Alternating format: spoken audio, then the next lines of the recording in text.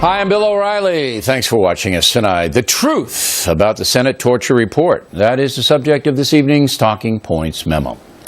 Many fair-minded Americans are confused because a report by Senate Democrats accuses the Central Intelligence Agency of torture, bad management, and lying. But at this point, every single CIA leader since the 9/11 attack has refused to endorse the report. And three of them wrote a scathing op-ed today in the Wall Street Journal calling the Senate report bogus and dangerous. Every American should read that op-ed. As I said last night, the days following 9/11 were filled with chaos. America expected another al-Qaeda attack, and there were plots in development.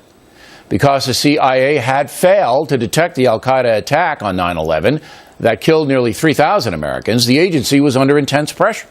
And so, when terrorists were captured, intense pressure was put on them, and in a few cases, harsh interrogation methods were used. President Bush and Vice President Cheney ordered those coerced techniques, and both men stand by them today, saying that thousands of lives were saved by information gathered. The Democrats on the Senate Intel Committee dispute that, saying nothing was learned that could not have been gleaned by nonviolent interrogations. Based on available evidence, Talking Points is siding with the CIA people. Look, we're fighting a war. I have a book on World War II, Killing Patton, so I know what I'm talking about. Bad things happen in war. After the German SS massacred Americans during the Battle of the Bulge, U.S. troops shot and killed Germans who had their hands up trying to surrender.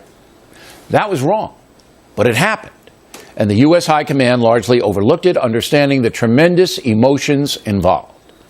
It is the same thing with coerced interrogation. But opinion lines are drawn on ideology. Listen to this exchange between NBC News anchor Brian Williams and former CIA Chief Michael Hayden. What if you, God forbid, members of your family had to undergo some of the treatments we are reading about in this report? Can you personalize it in that way? I actually think, Brian, that my concern or my outrage, if that were ever done to any of my family members, would be somewhat muted if my family members had just killed 3,000 of my citizens.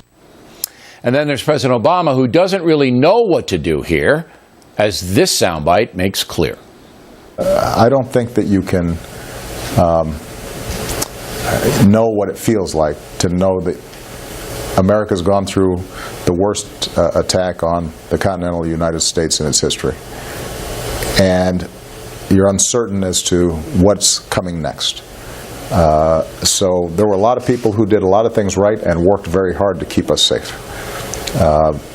But I think that any fair-minded person looking at this would say that some terrible mistakes were made in allowing these kinds of practices to take place.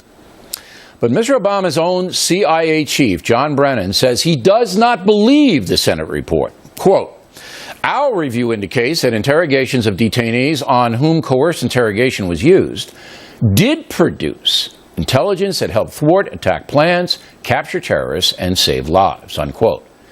Thus, the president and his own CIA chief differ on a very important situation. What it comes down to is you, the everyday American. The truth is, mistakes were made. But they were made in the fog of war to protect Americans. We're not a torture nation, and the left wing, which drives stories like this, is incredibly irresponsible.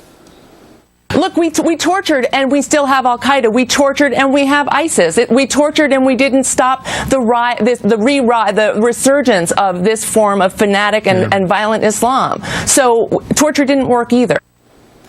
That is one of the dumbest statements I have ever heard. Everyone knows that aggressive tactics towards al-Qaeda have decimated that group, led to the demise of Osama bin Laden, and prevented another 9/11 attack. Every sane person knows that. Final question. Who would you rather have protecting you, Bush and Cheney, or Ms. Walsh and her cohorts?